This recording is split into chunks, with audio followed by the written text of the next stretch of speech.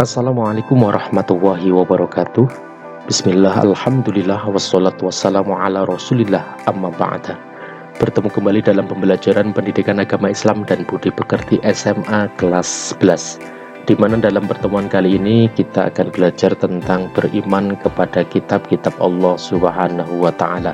Untuk itu marilah kita berdoa, mudah-mudahan kita mendapatkan ilmu yang bermanfaat. Bismillahirrahmanirrahim. Rabbi zidni ilma warzuqni fahma, amin amin ya robbal alamin. Baik, kita lanjutkan ke materi yang pertama, yaitu tentang pengertian iman kepada kitab-kitab Allah Subhanahu wa Ta'ala, di mana pengertian ini dibagi menjadi dua. Yang pertama adalah pengertian secara bahasa. Iman yaitu yakin atau percaya atau membenarkan, dan kitab yaitu buku atau lembaran risalah. Kemudian pengertian secara istilah iman kepada kitab-kitab Allah Subhanahu wa Ta'ala yaitu mempercayai dengan sepenuh hati, diucapkan dengan lisan bahwa Allah Subhanahu wa Ta'ala telah menurunkan kitab kepada Rasulnya untuk dijadikan sebagai pedoman dalam menjalani kehidupan dan mengamalkan keyakinan tersebut dalam perbuatan. Itulah pengertian iman kepada kitab-kitab Allah Subhanahu wa Ta'ala, baik secara bahasa ataupun secara istilah. Selanjutnya, dalil iman kepada kitab-kitab Allah Subhanahu wa Ta'ala. Ini salah satunya dijelaskan dalam Quran surat An-Nisa ayat 136. Bismillahirrahmanirrahim.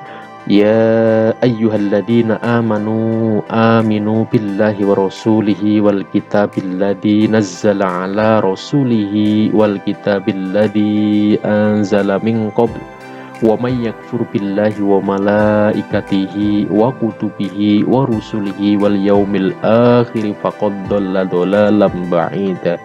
Wahai orang-orang yang beriman, tetaplah beriman kepada Allah dan Rasulnya Muhammad, dan kepada kitab Al-Quran yang diturunkan kepada Rasulnya serta kitab yang diturunkan sebelumnya.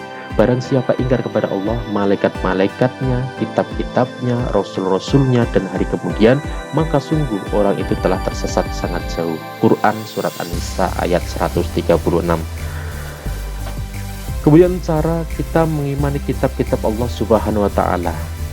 Yang pertama adalah kitab sebelum Al-Quran itu diimani secara ijmali atau secara global, yaitu mengimani kitab-kitab Allah tentang keberadaannya, bahwa Allah Subhanahu wa Ta'ala telah menurunkan kitab-kitab, yaitu Taurat, Zabur, Injil, tetapi tidak untuk diamalkan. Sedangkan yang kedua adalah kitab Al-Quran itu diimani secara tafsili atau secara rinci, yaitu meyakini, menghayati, dan mengamalkan kitab suci Al-Quran dalam kehidupan sehari-hari.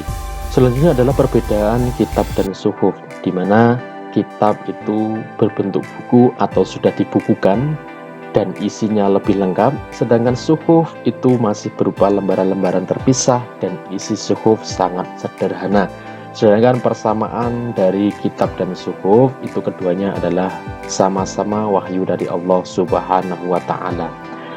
Suhuf-suhuf Allah Subhanahu wa Ta'ala itu diberikan kepada para nabi, diantaranya Nabi Idris alaihissalam menerima sebanyak 30 suhuf, Nabi Sis alaihissalam menerima sejumlah 50 suhuf, Nabi Ibrahim alaihissalam menerima 10 suhuf, Nabi Musa alaihissalam menerima 10 suhuf. Bismillahirrahmanirrahim. Inna hada lafis suhufil ula suhufi Ibrahim wa Musa. Sesungguhnya ini terdapat dalam kitab-kitab yang dahulu, yaitu kitab-kitab Ibrahim dan Musa. Selanjutnya adalah kitab-kitab Allah Subhanahu wa Ta'ala, di mana kitab-kitab Allah ini diturunkan kepada para nabi dan rasul. Di antaranya yang pertama adalah Taurat diturunkan kepada Nabi Musa alaihissalam, Zabur diturunkan kepada Nabi Daud alaihissalam, Injil kepada Nabi Isa alaihissalam, dan Al-Quran kepada Nabi Muhammad sallallahu alaihi wasallam. Kita akan bahas satu persatu. Yang pertama adalah kitab Taurat. Kitab Taurat diwahyukan kepada Nabi Musa alaihissalam sebagai petunjuk dan bimbingan baginya dan bagi kaum Bani Israel. Kitab Taurat diterima Nabi Musa alaihissalam di atas bukit Tursina di Gunung Sinai. Semenanjung Sinai ini adalah sebuah wilayah yang berada di negara Mesir, terletak antara benua Afrika dan Asia, sekitar 450 km dari ibu kota Kairo.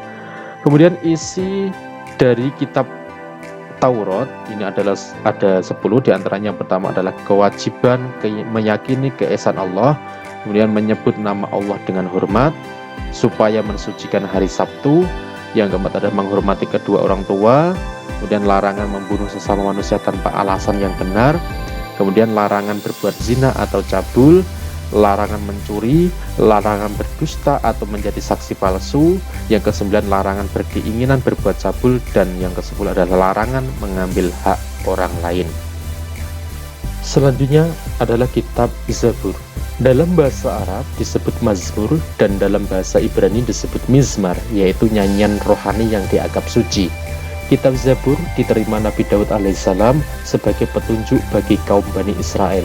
Quran Surat An-Nisa ayat 163. Isi Zabur diantaranya yaitu nyanyian untuk memuji Tuhan, nyanyian perorangan sebagai ucapan syukur, ratapan-ratapan jamaah, ratapan dan doa individu, nyanyian untuk raja. Selanjutnya adalah kitab Injil. Diwahyukan kepada Nabi Isa alaihissalam dalam bahasa Suryani, diturunkan sekitar 50-100 Masehi, ditujukan bukan hanya untuk kaum bangsa Israel, namun juga kepada seluruh umat manusia. Kitab Injil berisi perintah untuk kembali pada tauhid yang murni, ajaran yang menyempurnakan kitab Taurat, pembenaran terhadap kitab-kitab yang diturunkan sebelumnya, dan ajaran agar kita hidup sederhana dan menjauhi sifat tamak. Dan kitab Allah yang terakhir adalah Al-Quran. Al-Quran diturunkan Allah Subhanahu wa Ta'ala kepada Nabi Muhammad SAW agar dijadikan petunjuk dan pedoman bagi seluruh umat manusia dalam menjalani kehidupannya. Al-Quran diturunkan secara beransur-ansur, kurang lebih 23 tahun atau tepatnya 22 tahun, 2 bulan, 22 hari. Di dalam Al-Quran dijelaskan tentang akidah, ibadah, akhlak, muamalah, kisah, dan semangat mengembangkan ilmu pengetahuan. Al-Quran menghapus sebagian syariat yang tertera dalam kitab terdahulu dan melengkapinya sesuai dengan perkembangan zaman. Selanjutnya adalah proses diturunkannya Al-Quran kepada Nabi Muhammad SAW. Di antaranya, malaikat memasukkan wahyu itu ke dalam hati Nabi Muhammad SAW. Kemudian malaikat menampakkan sebagai seorang laki-laki yang mengucapkan kata-kata kepada Nabi Muhammad SAW. Kemudian wahyu datang kepada Nabi Muhammad seperti suara lonceng, dan kemudian malaikat menampakkan diri kepada Nabi Muhammad SAW dalam wujud yang asli. Itu adalah diantaranya proses diturunkannya Al-Quran kepada Nabi Muhammad SAW. Selanjutnya, manfaat diturunkannya Al-Quran bagi umat manusia secara beransur-ansur. Di antara yang pertama, agar lebih mudah dimengerti dan dilaksanakan. Kemudian turunnya Al-Quran sesuai dengan peristiwa yang terjadi. Kemudian memudahkan untuk diingat dan dihafal. Kemudian di antara ayat Al-Quran ada yang merupakan jawaban dari pertanyaan-pertanyaan. Itu di antaranya manfaat diturunkannya Al-Quran secara beransur-ansur. Kemudian kedudukan Al-Quran. Al-Quran memiliki kedudukan yang sangat tinggi dari seluruh ajaran Islam. Al-Quran sebagai sumber utama dan pertama, sehingga semua umat Islam menjadikan Al-Quran sebagai pedoman hidupnya. Fungsi Al-Quran. Al-Quran sebagai pedoman hidup. Kemudian yang kedua, Al-Quran sebagai rahmat bagi alam semesta. Yang ketiga, Al-Quran sebagai cahaya petunjuk. Kemudian yang keempat, Al-Quran sebagai peringatan. Yang kelima, Al-Quran sebagai penerangan dan pembeda. Kemudian selanjutnya ada Al-Quran sebagai pelajaran. Fungsi selanjutnya, Al-Quran sebagai sumber ilmu. Kemudian Al-Quran sebagai hukum. Al-Quran sebagai obat penyakit jiwa. Kemudian Al-Quran sebagai pemberi kabar gembira. Dan Al-Quran sebagai pedoman melakukan pencatatan. Itu diantaranya adalah fungsi dari Al-Quran. Kemudian bukti kemukjizatan Al-Quran sebagai kalam Allah Subhanahu wa Ta'ala. Yang pertama, struktur bahasanya sangat indah, sampai sekarang tidak ada yang mampu menandinginya. Kemudian terdapat isyarat ilmiah yang terkandung di dalam Al-Quran.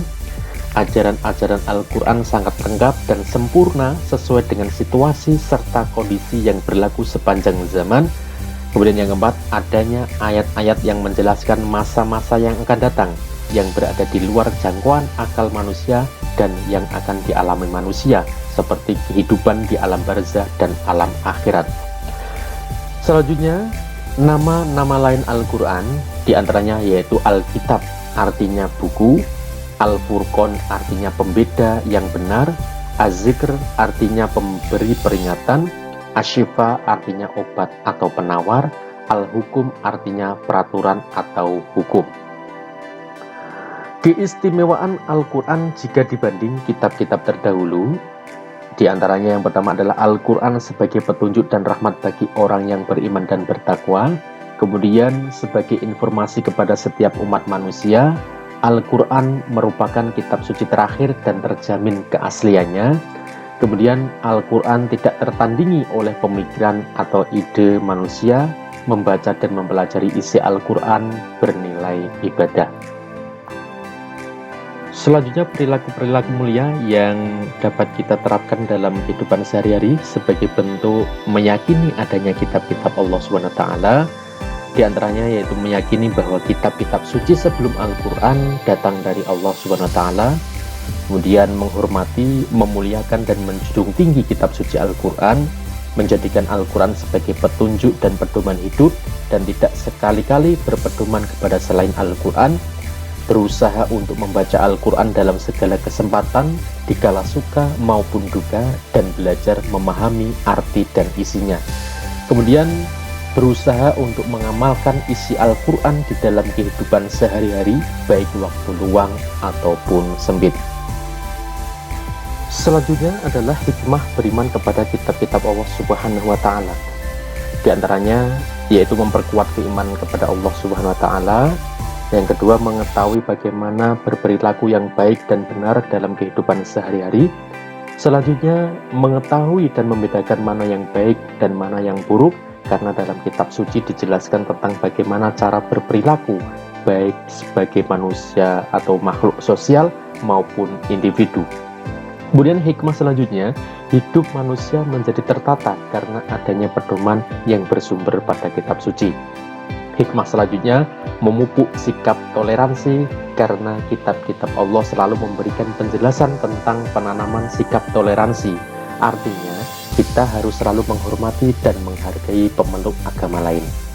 Hikmah selanjutnya adalah menambah ilmu pengetahuan, karena kitab Allah selain berisi perintah dan larangan, juga berisi pokok-pokok ilmu pengetahuan. Selanjutnya, memberikan pengetahuan sejarah tentang kehidupan orang-orang terdahulu agar menjadi pelajaran hidup yang berharga bagi umat manusia saat ini.